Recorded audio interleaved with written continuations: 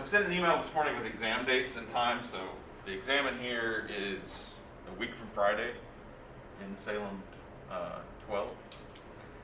And I've got coverage. It's basically going to be acid-base chemistry, sort of general reaction discussion, substitution, elimination, and spectroscopy. So there are also some assignments out on that. I'm going through you may already have seen what I've done on your acid-base homework. So I've marked it up, put corrections in. You should look at those and look at the key. And then I'll get these. There's one online quiz, and then there's 2 work sets to turn in. So definitely look at those. Keys will go up as soon as the due date happens. So take a look at those. Okay, so starting here, this is just kind of what we're doing the next little bit. Here's a reaction, right? Product, what's the product or products, and what mechanism gives you that?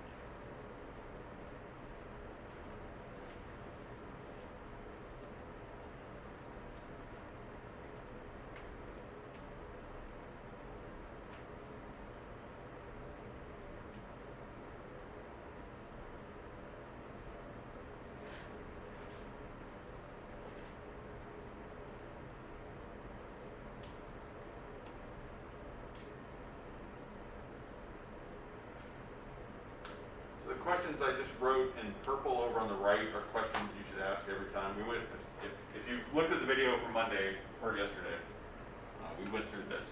So, first question, is there a leaving group? All right, there is. There's a bromide. All the chapter 7 reactions, substitution and elimination, you have to have a leaving group, right? So if you ask that question and there's no leaving group, you're done. So in real life, right, there are a lot of reactions that aren't chapter 7 reactions. So in real life, I'd have to think about a whole bunch of other stuff that might happen. Here, at this point in your education in chemistry, you know acid-base reactions and you know these chapter 7 reactions. So if there's no leaving group and there's no acid-base reaction that can happen, then you're just done. Nothing's going to happen. No react. You would write no reaction. But there is. So is there a beta hydrogen? At least one. There is. Okay, so bromide's a leaving group. It's on the alpha carbon, and that means we've got two beta carbons, right? So two different beta carbons. Each of those beta carbons has a hydrogen, and so an elimination is possible. Okay, so over here on these, right?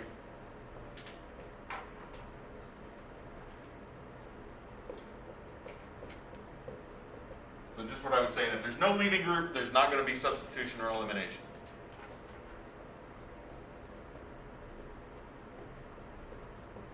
If there's no beta hydrogen, you can't do an elimination, right?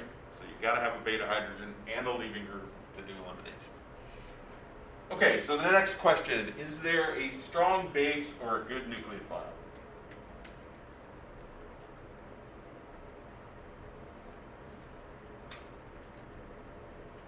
So the fact that no one is immediately saying anything is consistent.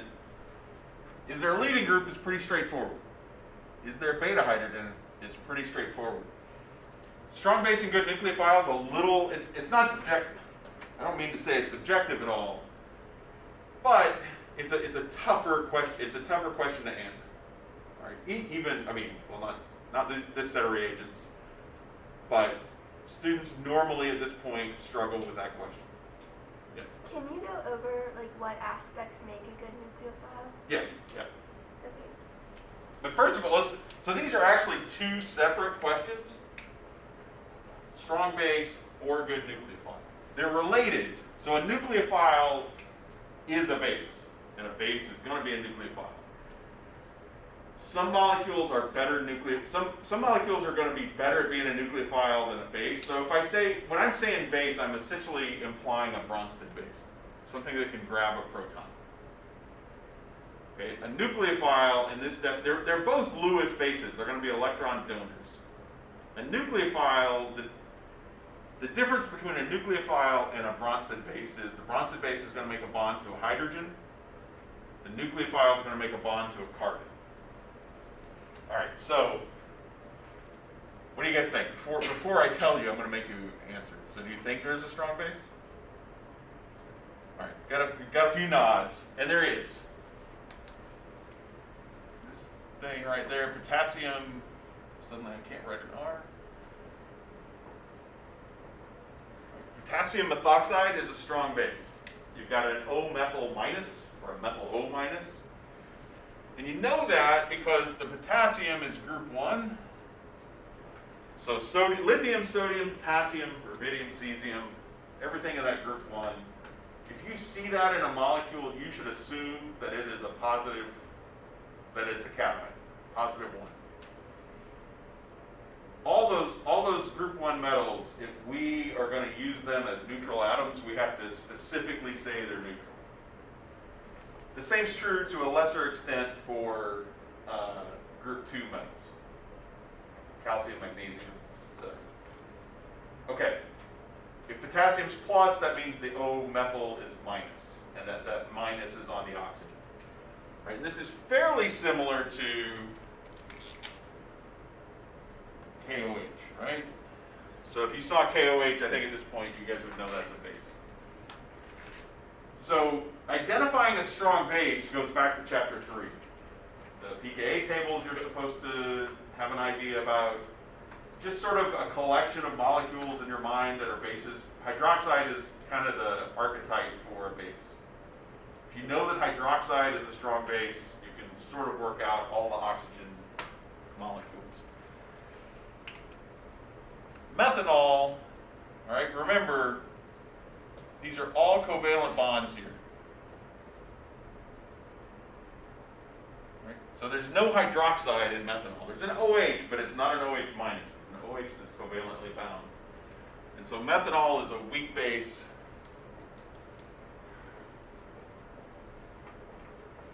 And a weak or poor nucleophile. All right, so you've got a strong base in the sodium or the potassium methoxide. You've got a weak base in the methanol. And that means, right, the stronger base is always going to be the thing that reacts. The more reactive molecule is what will react. All right, so potassium methoxide, strong base. Methanol is a weak base. So if anything's going to be a base in this reaction, it's going to be the methoxide. Essentially here, that methanol is just not going to do anything. All right, so that's base, and then nucleophiles.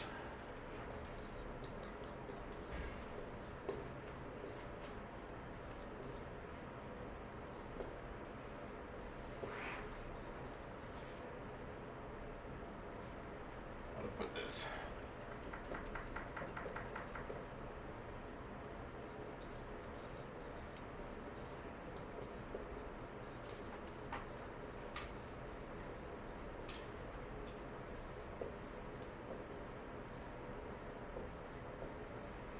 All right, so all else being equal, the stronger base is going to be a better nucleophile. So again, this goes back to chapter 3. You need to be able to judge based on structure, or perhaps pKa, what molecules are strong bases.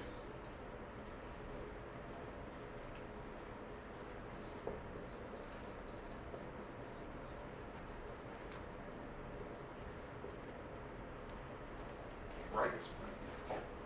Afternoon.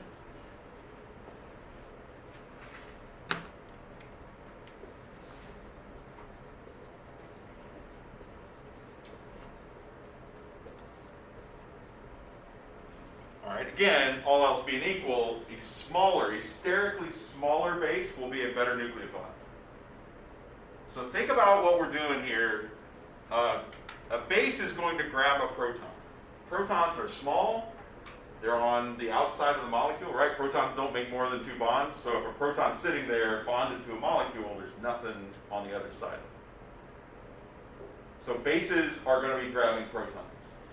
The size of the base doesn't matter all that much to grab a proton. But to make a bond to the nucleophile's got to get in here and make a bond to that carbon. The carbon is going to be surrounded by other bits of the molecule. And so the smaller that nucleophile is, the easier time it has to get in and make a bond to the carbon. Okay? And then the last thing to check at, I think these two are fairly straightforward. You've got the difficulty of figuring out if something's a strong base or not. Right? I think probably chemistry instructors dismiss that because we've been doing this so long. I don't really think about it. I just know what strong bases are. So that's a bit of you've got to work that out from chapter 3. How strong is the base? Size is pretty straightforward, right? Hydroxide is smaller than methoxide. Methoxide is smaller than isopropoxide. Isopropoxide is smaller than T-butoxide. The third thing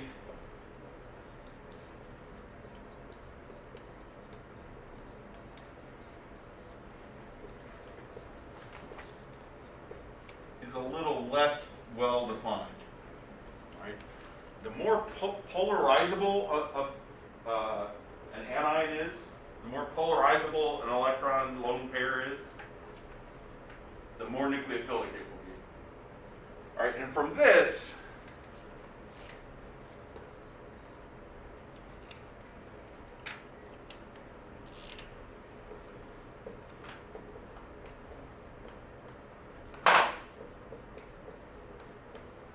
down a periodic table. Got a whole bunch of them. Okay, so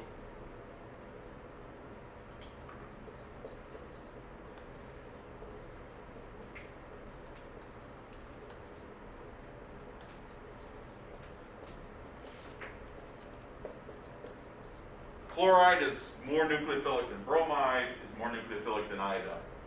Now, if you think about that, there are two things that strike you. I saw 3 people cock their heads. I don't know. I may be imagining it. Yeah, you want to ask? You wrote the reverse of what you said. So which one is the most nucleophilic and which one is the least? Oh, did I said it? I said it backwards. That's why you all cocked your head? Yeah.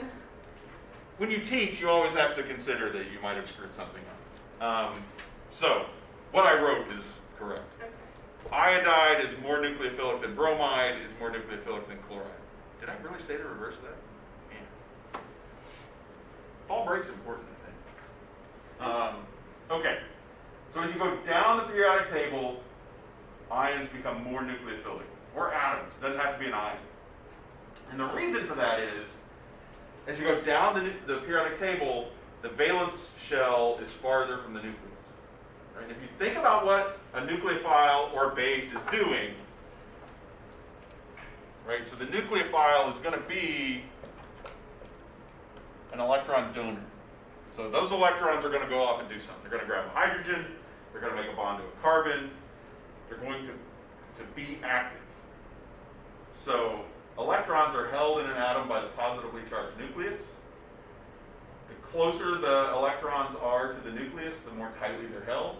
So as you get those electrons farther away from the nucleus, we call them more polarizable. They're less held by the atom. And so a passing positive charge, a passing partial positive charge, attracts them more, right? So the valence shell of iodide, so chloride's 3, 4, 5. So the valence shell of the iodide is like 5p. Really high energy, unreactive, or very reactive, not well held by the nucleus. So those are going to be easier for the iodide to give away than bromide can give its shell away. And then you see this,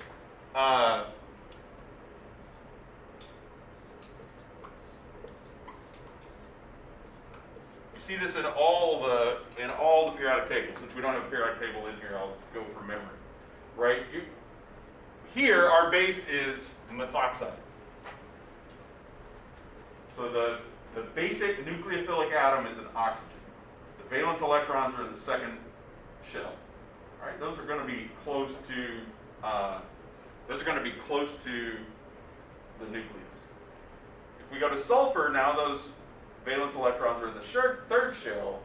They're farther away. They're more polarizable. Sulfur is a lot more nucleophilic than oxygen. Again, all else being equal. Hand up? Okay. So we see a lot of this. There's a lot of oxygen and sulfur on the planet. Okay, so there's a good bit of sulfur in us, a lot of oxygen in us, obviously. There's less selenium and tellurium. But if you had, tellurium H minus, that would be an extremely powerful nucleophile. And the other thing is, basicity actually goes the other way. Right? So hydroxide is a stronger base than SH minus, which is a stronger base than selenium H minus. And then if we care,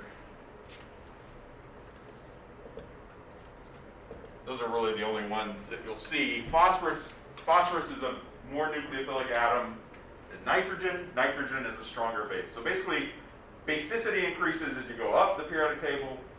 Nucleophilicity increases as you go down.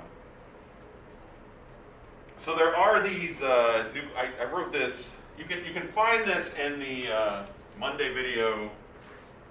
I'll put it up here. So nucleophiles.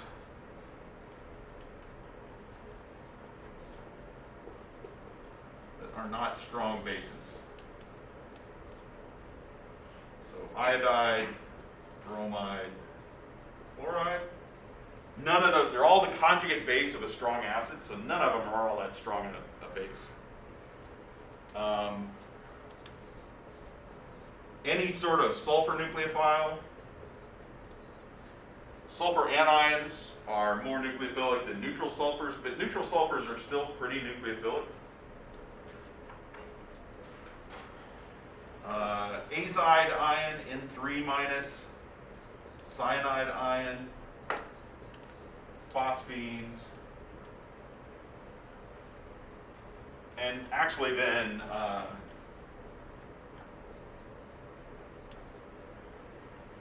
carboxylate anions are pretty decent nucleophiles. Right? They're not super strong bases, they're the conjugate base of a carboxylic acid, but they're still good nucleophiles.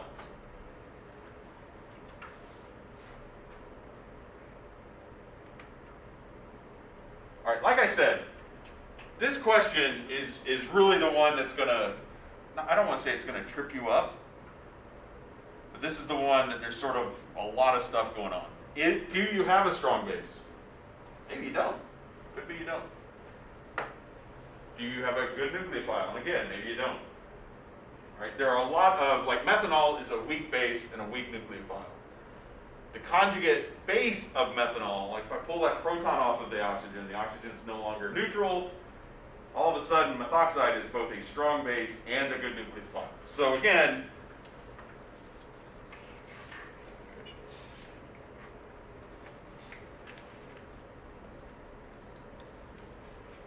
methoxide is not very big. It's an oxygen atom bonded to a methyl. Right? So it's not a real big ion. It's a strong base. So stronger bases tend to be nucleophilic. It's small. So it's not as good a nucleophile as if that O was a sulfur, but it's still a really good nucleophile. So this is both, potassium methoxide is both a strong base and a good nucleophile. And what that means over here on this question